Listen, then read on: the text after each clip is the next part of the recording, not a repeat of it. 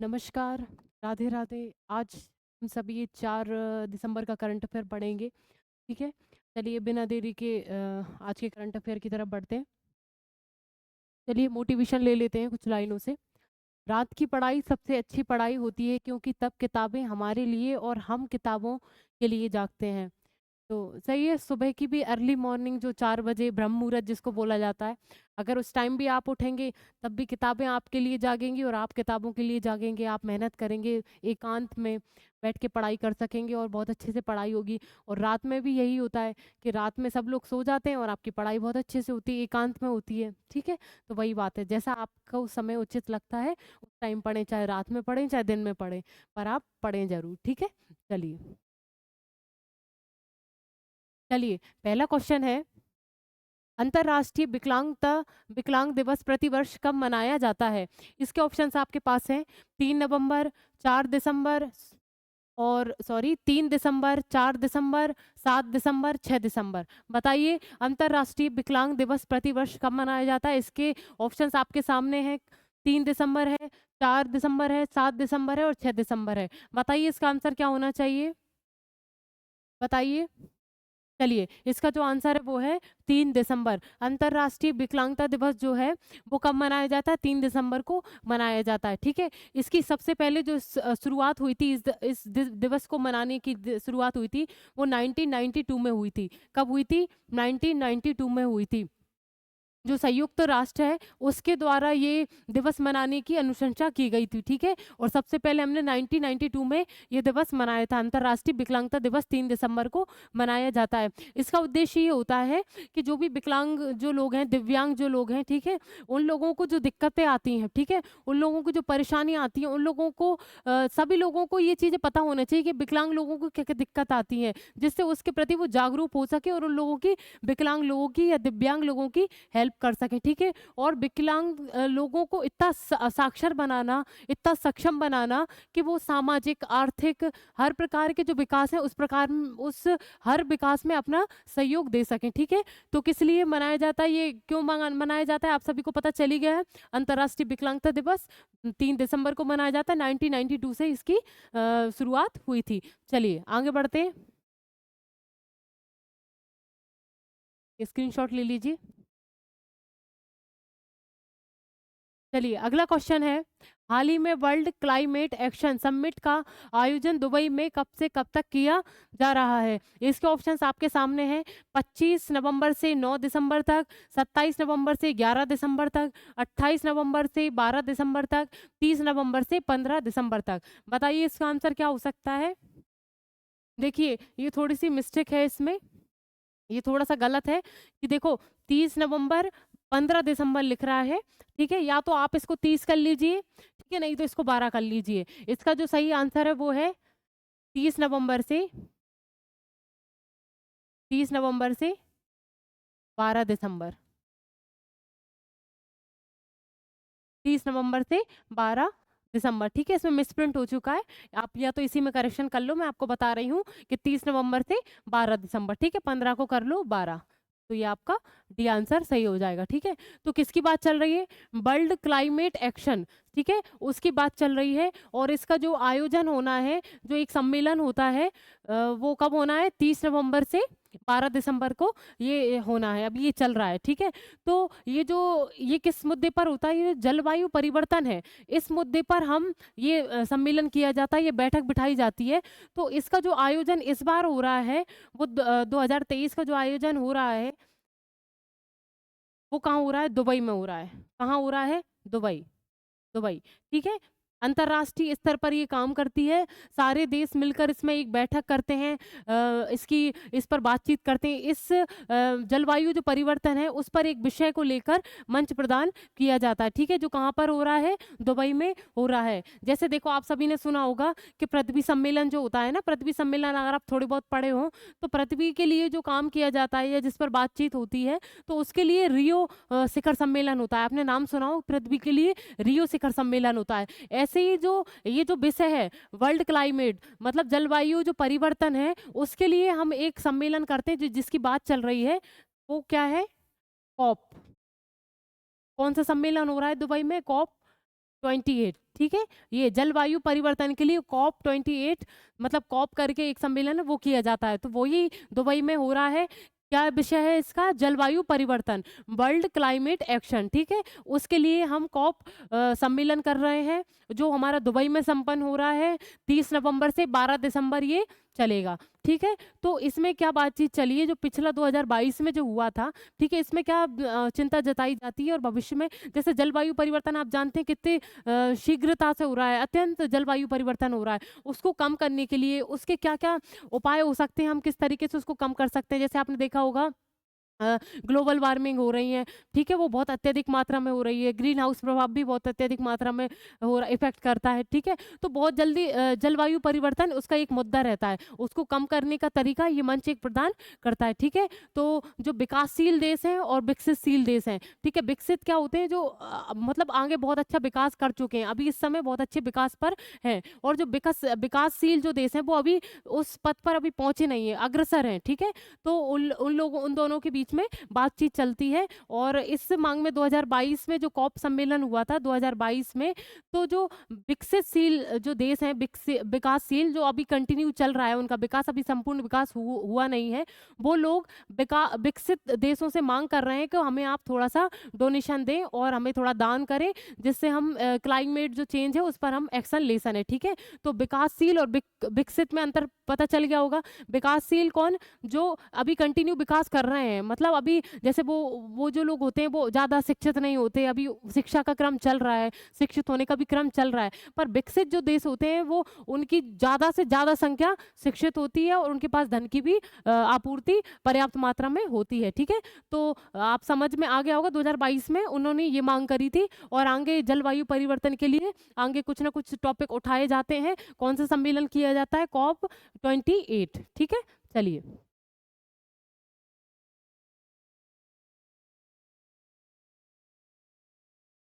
चलिए अगला क्वेश्चन है, हाल ही में गुजरात टाइटंस ने अपना नया कप्तान किसे चुना है? ठीक है, इसके ऑप्शंस आपके सामने हैं। सुमन गिल, अजिंक्य रहाणे, हार्दिक पांड्या, इनमें से कोई नहीं। बताइए इसका आंसर क्या हो सकता है? गुजरात टाइटंस की बात चल रही है, कप्तान की बात चल रही कि किसको घोषित किया है। इसका जो आंसर है वो है सुमन गिल, ठीक है। सारा सारा आपने सभी सुना होगा कि सारा का सारा, ठीक है। चलिए ये तो मजाक की बात हो गई। तो गुजरात टाइटंस जो है सुमन गिल को इसका कप्तान चुना गया है, ठीक है। आने वाले IPL जो T20 है उनके लिए किसको चुना गया है? गुजरात टाइटंस ने सुमन गिल को, जो हमारे भारत के खिलाड़ी हैं, ठीक है, उनको कप्तान के रूप में चुना गया है। और मुंबई जो इंडियंस है उसके लिए हार्दिक पांड्या को चुना गया है। मुंबई इंडियंस के लिए हार्दिक हार्दिक पांड्या को चुना गया है, और गुजरात जो टाइटंस है उसके लिए कप्तान की किसको चुना गया है? सुमन गिल को चुना गया है, ठीक है। चलिए, और इनको ऑरेंज कैप भी मिला है। सुमन गिल जो है ये ऑरेंज कैप से भी, कप से भी सम्मानित हो चुके हैं। ऑरेंज ये किसको मिलता है? ये जो IPL T20 है उनमें सर्वाधिक रन बनाने वाले खिलाड़ी को ये मिलता है, और ये सुमन गिल को मिल चुका है, ठीक है। चलिए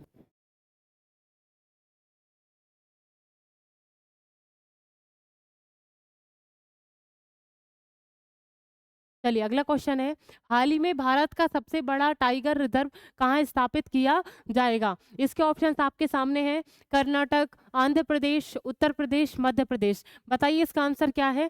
सबसे बड़ा टाइगर रिजर्व पूछ रहे हैं, आपके सामने राज्य लिख रहे हैं, आप इसका आंसर बताइए। चलिए, इसका जो आंसर है वो है मध्य प्रदेश। भारत का सबसे बड़ा टाइगर रिजर्व जो क्षेत्र है वो अब बनने वाला है, वो कहाँ पर बनने वाला है? मध्य प्रदेश में, ठीक है।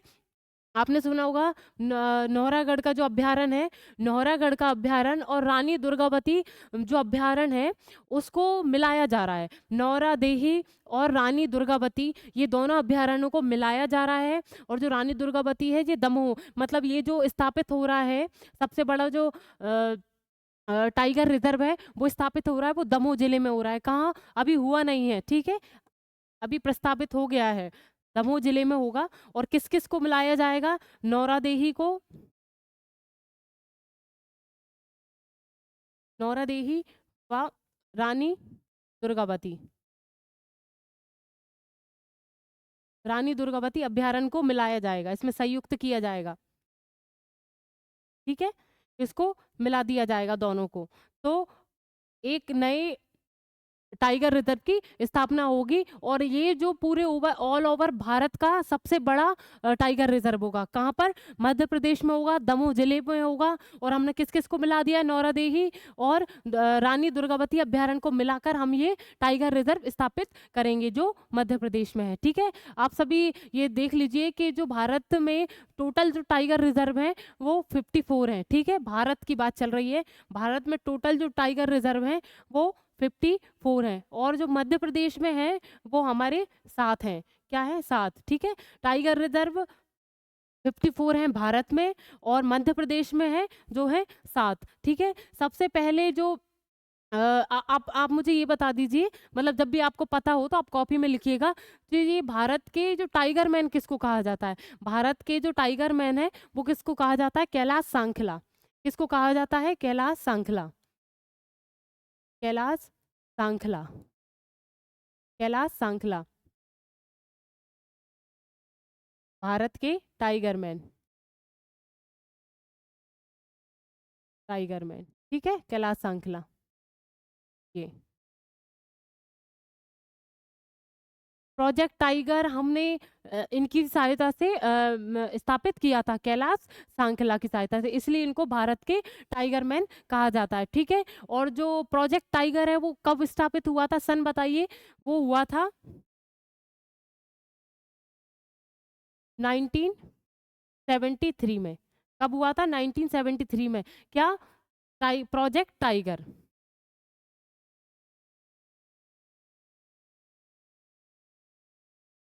प्रोजेक्ट टाइगर 1973 में प्रोजेक्ट टाइगर हमने बनाया था। और सबसे पहले प्रोजेक्ट टाइगर हमने किस राष्ट्रीय उद्यान में हमने स्थापित किया था? Jim Corbett.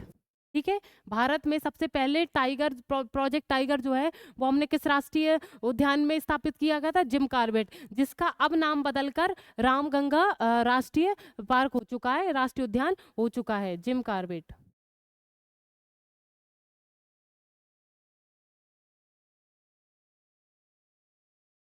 ठीक है, अब जिसका जो नाम बदल जिम कार्बेट का जो नाम बदल दिया है, अब हम इसको जिम कार्बेट के नाम से नहीं जानते हैं, इसको हम किस नाम से जानते हैं? रामगंगा। ठीक है, किस नाम से जानते हैं? रामगंगा। चलिए, इसको आप विशेष ध्यान रखें। सबसे पहले प्रोजेक्ट टाइगर हमने जिम कार्बेट में स्थापित किया गया था, जब उसका नाम जिम कार्बेट ही था जब हमने ये प्रोजेक्ट टाइगर स्थापित किया था। अब हमने इसका नाम बदलकर रामगंगा कर दिया है। ठीक है, इतना आप सब याद रखें। चलिए, ये स्क्रीनशॉट ले लीजिए। अगला क्वेश्चन है, भोपाल गैस त्रासदी दिवस प्रति वर्ष कब मनाया जाता है? इसके ऑप्शंस आपके सामने हैं। 2 दिसंबर, 3 दिसंबर, 4 दिसंबर, 5 दिसंबर। बताइए इसका आंसर क्या है? चलिए, मैं बताती हूँ, इसका जो आंसर है वो है 3 दिसंबर। आप सभी को पता ही होगा, इसके बारे में सबको जानकारी होगी। भोपाल गैस गैस त्रासदी है वो 2 या 3 दिसंबर को हुई थी, पर हम मनाते 3 दिसंबर में है, क्योंकि 2 दिसंबर की रात पूरी निकल चुकी थी, तब उसकी रात्रि 12 बजे के बाद से या 4 बजे, 3-4 बजे की गैस रिलीज होना शुरू हो गई, तो 3 ही दिसंबर हो जाता है। ठीक है, 3 दिसंबर 1984। ठीक है, ये वो दिन है जब ये भोपाल में गैस त्रासदी हुई थी। ठीक है, जिसको हम भोपाल भोपाल गैस त्रासदी दिवस के रूप में मनाते हैं, 3 दिसंबर को हम मनाते हैं। इससे इस जो पूरा कंपनी थी वो उस कंपनी का नाम क्या था जिस कंपनी में ये जो गैस त्रासदी हुई थी? Union carbide. क्या था? Union carbide. Union carbide. ठीक है, ये कंपनी थी, यूनियन कार्बाइड में गैस त्रासदी हुई थी। और ये कौन सी जहरीली गैस रिलीज हुई थी? कौन सी? Methyl isocyanide. ठीक है, ये जहरीली गैस थी, इससे कई बहुत सारे लोगों की मृत्यु हो चुकी थी। Methyl isocyanide.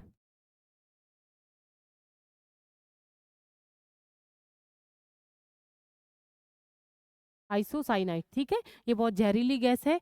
इसमें क्या था कि बहुत दिनों से इस जो उपकरण है उसकी मरम्मत नहीं हुई थी। ठीक है, तो शायद जिसमें जो गैस बनती है उसमें ऊपर से ही पाइप जो पानी का जो पाइप है वो जा रहा था, और शायद पानी की थोड़ी सी एक आध बूंद उसमें चली गई थी, जिससे वो जो रिलीज हुई और इस जहरीली गैस का निर्माण हो गया, मिथाइल आइसोसाइनाइड। और ये पूरे में रिलीज हो गई और कई लोगों को मतलब तत्काल बहुत बड़ी त्रासदी थी ये, बहुत लोग इसमें मृत्यु अभी मतलब कितनी मृत्यु दर थी उस टाइम, बहुत मृत्यु दर थी, ठीक है। तो ये बहुत बड़ी घटना थी भारत के इतिहास में, ठीक है। तो जो कब हुई थी, 3 दिसंबर 1984 में हुई थी, ठीक है, भोपाल गैस त्रासदी, कंपनी यूनियन कार्बाइड। चलिए चलिए अगला क्वेश्चन है, हाल ही में अमीश भागवान आईएसएसएफ विश्व कप फाइनल में कितने मीटर रैपिड फायर में पदक जीतने वाले पहले भारतीय निशानेबाज बने हैं? इसके ऑप्शंस आपके पास हैं, 20 मीटर, 25 मीटर, 27 मीटर, 30 मीटर। बताइए किसकी बात चल रही है? अनीस भानवाला। किसकी बात चल रही है? अनीश भानवाला की बात चल रही है। और वो किस विश्व कप में? आईएसएसएफ लिख लीजिए, इंटरनेशनल शूटिंग लिख लीजिए, international shooting sport federation, federation, ठीक है। ये एक शूटिंग का वर्ल्ड कप है, शूटिंग यानी वो निशानेबाजी, तीरंदाजी, ये सब चीजें इसका वर्ल्ड कप है, ठीक है। तो इसको हम शॉर्ट में क्या बोलते हैं? आईएसएसएफ विश्व कप, ठीक है। उसके फाइनल में हमारे भारत के अनीश भानवाला, ठीक है, अनीश भानवाला ने फाइनल में एंट्री लेते हुए, फाइनल में 2009 में भी हम चले गए, 2015 में भी चले गए थे, पर हम कोई पदक प्राप्त नहीं कर पाए थे, हम पदक से हार गए थे, मतलब पदक हमारे हाथ नहीं लग पाया था, पर फाइनल में पहुंच गए थे। पर पॉइंट की बात यह है, सबसे अच्छा इतिहास जो रखा है वो रचा है वो अनीश भानवाला ने रखा है, क्योंकि इनको इस प्रतियोगिता में फाइनल में कांस्य पदक प्राप्त हुआ है। इन्होंने इतिहास में अपना नाम दर्ज कर दिया है। अनीश भानवाला ने कौन से गेम में? इंटरनेशनल शूटिंग स्पोर्ट्स फेडरेशन में अपना नाम हासिल कर लिया है और कांस्य पदक प्राप्त किया है, ठीक है। 2009 में भी हम गए थे, और इसका सॉरी इसका जो आंसर बताना तो मैं आपको भूल ही गई, ठीक है। जो कितनी मीटर रैपिड में? 25 मीटर, ठीक है। इन्होंने कितने मीटर में? 25 मीटर रैपिड फायर में अपना नाम दर्ज किया है, इन्होंने अपना पदक जीता है 25 मीटर की रैपिड फायर में, ठीक है। तो और हम 2023 के अलावा 2009 में भी हमने इसमें भाग लिया था, ठीक है। और 2015 में भी भाग तो हम पहले से लेते आ रहे हैं, पर हम दोनों में फाइनल में पहुंच गए थे, ठीक है, फाइनल में पहुंच गए थे, पर हमारे पास कोई पदक प्राप्त नहीं हुआ था, पदक प्राप्त नहीं हुआ था, पदक हमको नहीं मिला था, ठीक है। ये इसमें 2009 में विजय कुमार गए थे, ठीक है, विजय कुमार थे हमारे भारत से, ठीक है, विजय कुमार, ठीक है। और 2015 में गुरप्रीत गुरप्रीत सिंह। पर इन दोनों ने इतनी मेहनत करी, पर इनके हाथ पदक नहीं लग पाया। पर अनीश भानवाला जो है, उन्होंने अपने नाम पदक कर लिया, कांस्य पदक ये प्राप्त करके आए हैं, ठीक है। चलिए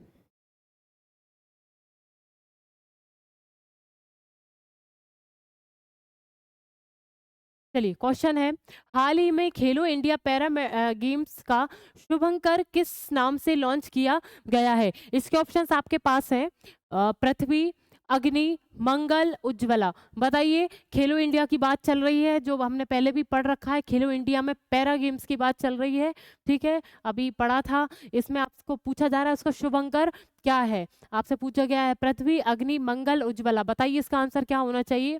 चलिए मैं बताती हूँ, इसका जो आंसर है वो है उज्ज्वला, ठीक है, इसका क्या आंसर है? उज्ज्वला। खेलो इंडिया, आपको मैंने बताया था, खेलो इंडिया 2018 से इसकी शुरुआत हुई। खेलो इंडिया जो गेम्स हैं उसकी जो स्थापना हुई, सबसे पहले हमने 2018 में इसका स्थापना की थी, ठीक है, खेलो इंडिया की। अब हमने कुछ पैरा गेम्स की भी हमने पहले बात करी थी। पैरा जो गेम्स हैं उसका शुभंकर होता है, हर गेम होता है उसका एक शुभंकर होता है। इसमें जो शुभंकर रखा गया है वो उज्ज्वला, उज्ज्वला नाम की गौरैया है। क्या नाम की गौरैया है? गौरैया, ये गौरैया है, एक वो चिड़िया जैसी वो दिखती है ना, अपने आप गूगल पे सर्च करके देखना आपको दिखेगी, ठीक है, उज्ज्वला गौरैया, ठीक है। तो ये उसका शुभंकर रखा है, किसका? खेलो इंडिया पैरा गेम्स का जो शुभंकर रखा था उसका नाम क्या है? उसका जो नाम है उज्ज्वला गौरैया, ठीक है। जो हमारे खेल मंत्री द्वारा बताया गया था। खेल मंत्री कौन है? अनुराग ठाकुर। कौन है खेल मंत्री? अनुराग ठाकुर, अनुराग ठाकुर, ठीक है, सभी ध्यान रखें।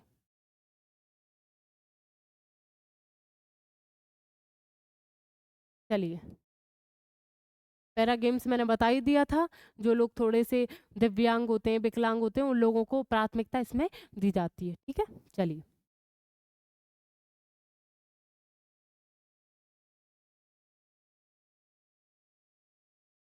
चलिए, 8वां क्वेश्चन है, हाल ही में किस महिला टेनिस खिलाड़ी ने अपना पहला ITF खिताब जीता है? इसके ऑप्शंस आपके सामने हैं। रश्मिका, भाभी, दीप्ति, जील देसाई, अनीता पांचाल, इनमें से कोई नहीं। बताइए इसका आंसर क्या होना चाहिए?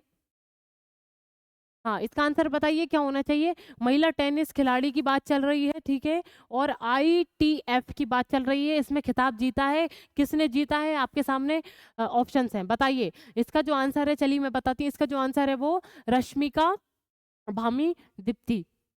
क्या नाम है? रश्मिका भामी दीप्ति। किस गेम में बात चल रही है? देखिए, लिख लीजिए, international tennis federation, international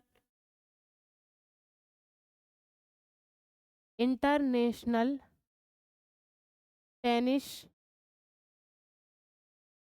federation, ठीक है, इंटरनेशनल टेनिस फेडरेशन। ये किसका खिताब है? ये टेनिस से संबंधित प्रतियोगिता है, ठीक है, इंटरनेशनल लेवल पे है टेनिस की प्रतियोगिता। उसी में महिला टेनिस खिलाड़ी किसका नाम है? रश्मिका भामी दीप्ति ने ये खिताब जीत लिया है, ठीक है। किसने जीत लिया है? रश्मिका भामी दीप्ति। इनके जो विपरीत थी, उन्होंने ये, इनके विपरीत ये थी जील देसाई, इनको हरा के रश्मिका भामी दीप्ति ने ये खिताब जीत लिया है। ITF का खिताब, महिला टेनिस खिलाड़ी का खिताब जीत लिया है, ठीक है। चलिए,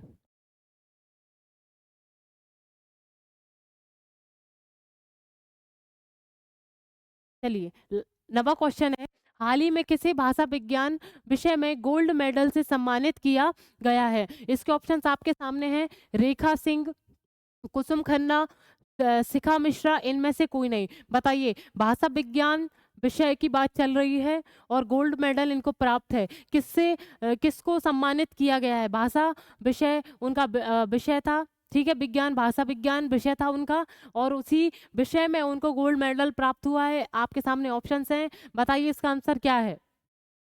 चलिए, इसका जो आंसर है वो है शिखा मिश्रा, ठीक है, शिखा मिश्रा। इन्होंने संपूर्णानंद, लिख लीजिए, संपूर्णानंद विश्वविद्यालय, संपूर्णानंद